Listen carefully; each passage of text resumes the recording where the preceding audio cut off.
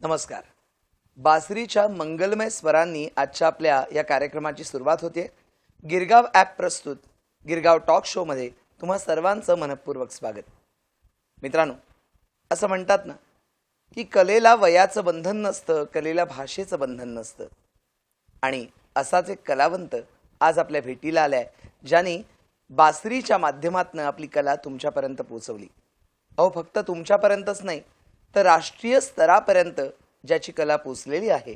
आणि त्याचप्रमाणे कॉलेज जीवनापासून ते आत्तापर्यंत अनेक सन्मानांचा, अनेक पारितोषिकांचा ज्याच्यावर वर्षाव झालाय, असा आपला गिरगावकर मित्र आजच्या आपल्या गिरगाव टॉक शोमध्ये भेटीला आलाय. सुप्रसिद्ध बासरी वादक प्रथमेश साळुंके. त्याचं आज आपण स्वागत करूया. नमस्कार प्रथमेश. नमस्कार.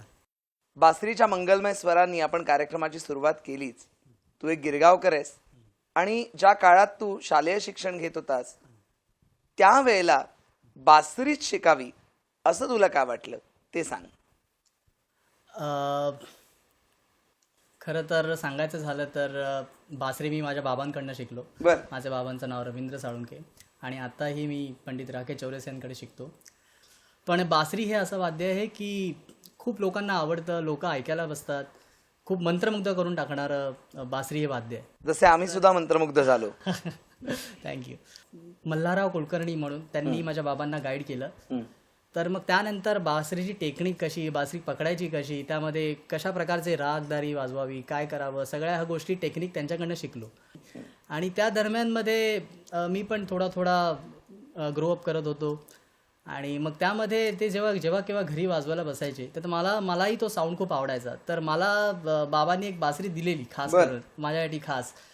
तर मी जेव्हा केव्हा खेळून झाल्यानंतर मग ती बासरी उचलायचो, वाजवायचा प्रयत्न करायचो. मग बाबा येऊन मला सांगायचं की बाबा अरे इथे सा वाजव, इथे प वाजव. मी काय वाजवायचो मला काही आयडिया नसायची, फक्त वाजवायचो मी. मग नंतर बाबांनी मला काही टिप्स दिल्या की बाबा अशा प्रकारे गमक गेला पाहिजे, अशा प्रकारे तान गेली पाहिजे. पण मग आता आमच्यासाठी या गिरगाव टॉक शोच्या निमित्ताने तू काय सादर करणार आहेस? मी आता पहिल्यांदा जे गाणं वाजवलं ते गाणं नव्हतं खरं, राग होता. राग देस राग होता. तो राग होता कृष्णाचा. आणि त्यांनाच, आणि हे वाद्य जे कृष्णाचं आहे तर त्यांनाच रिलेटेड एक डिवोशनल सॉन्ग वाजवतो. आर डी बर्मननी कंपोज केला आहे आणि लता मंगेशकरजींनी गायला आहे.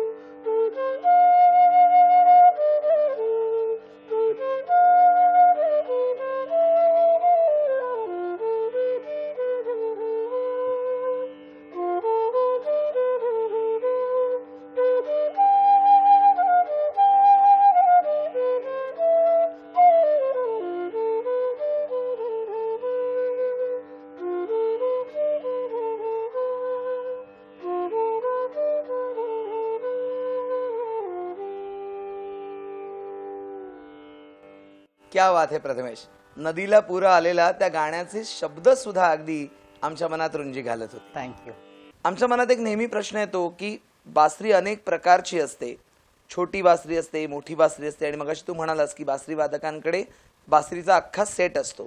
तर नेमकं छोटी बासरी आणि मोठी बासरी याच्यामध्ये फरक काय आहे ते आम्हाला सांग. त्यामध्ये असं असतं की मोठी बासरी जी असते ही खास करून क्लासिकलसाठी बनलेली असते. की हे त्याचे फील छोट्या बासरीत येऊ शकत नाही. जसे रोमॅन्टिक्स आहेत, डिवोशनल आहेत, सेन्सिटिव्ह आहेत, तसे बरेचसे कलर्स असतात रागमध्ये, ते मोठ्या बासरीतनं बेसमधनं खूप छान निघतात. आणि छोटी बासरी ही खास पहाडी टाईप वाजवायची असते. आणि आजकाल छोटी आणि मोठी बासरी ही रेकॉर्डिंगमध्ये पण खूप छान प्रकारे यूज करतात म्युझिक डायरेक्टर्स. म्हणजे एखादा पीस असेल जस्ट लाईक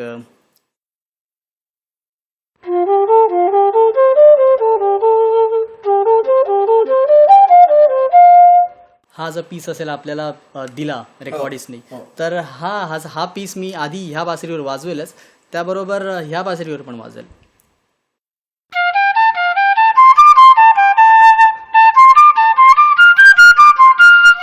तर ही फ्लूट आणि ही फ्लूट जेव्हा एकत्र येऊन जेव्हा बाहेर येते मिक्स होऊन, त्यावेळेस तो साऊंड ऑसम होतो.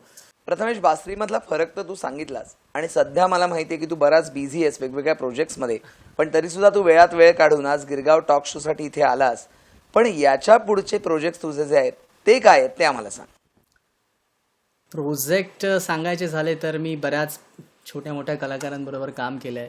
त्यामध्ये सांगायचं झालं तर श्रीधरजी फडके यांच्याबरोबर काम करत असतो. मी खरं तर प्रत्येक प्रकारचे शोज करतो. त्यामध्ये मी रॉकमध्ये पण वाजवलं आहे, पॉपमध्ये वाजवलं आहे, भजनात वाजवलं आहे, परत गझल्समध्ये वाजवलं आहे, परत एखादं गाणं, इन्स्ट्रुमेंटल्स, क्लासिकल्स, सगळे फ्लेवर दिले आहेत मी.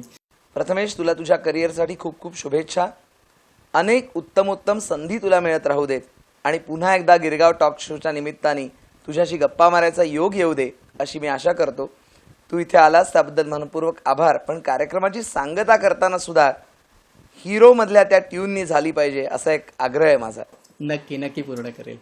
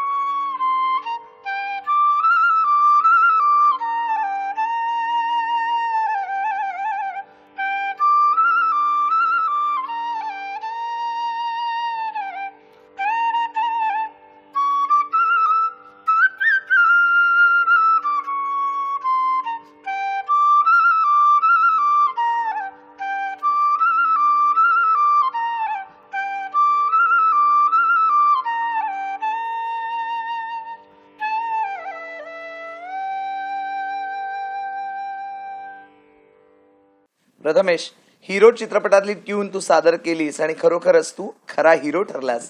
आज आमच्या विनंतीला मान देऊन गिरगाव टॉक शो मध्ये तू सहभागी झालास, त्याबद्दल गिरगाव ॲप प्रस्तुत गिरगाव टॉक शोच्या वतीनं तुला आम्ही एक सन्मान चिन्ह देतोय, त्याचा तू स्वीकार करावास. नक्की. आजचा आपला कार्यक्रम तुम्हाला कसा वाटला हे आम्हाला नक्की कळवा ईमेलच्या माध्यमातून. आमचा ईमेल ID आहे support@girgawapp.com. आजच्या पुरतं इथंच थांबूया. पुन्हा भेटूया पुढच्या भागात. तोपर्यंत नमस्कार.